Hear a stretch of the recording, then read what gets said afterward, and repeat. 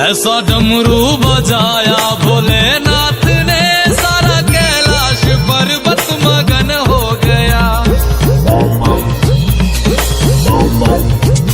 ऐसा डमरू बजाया भोलेनाथ ने, सारा कैलाश पर्वत मगन हो गया।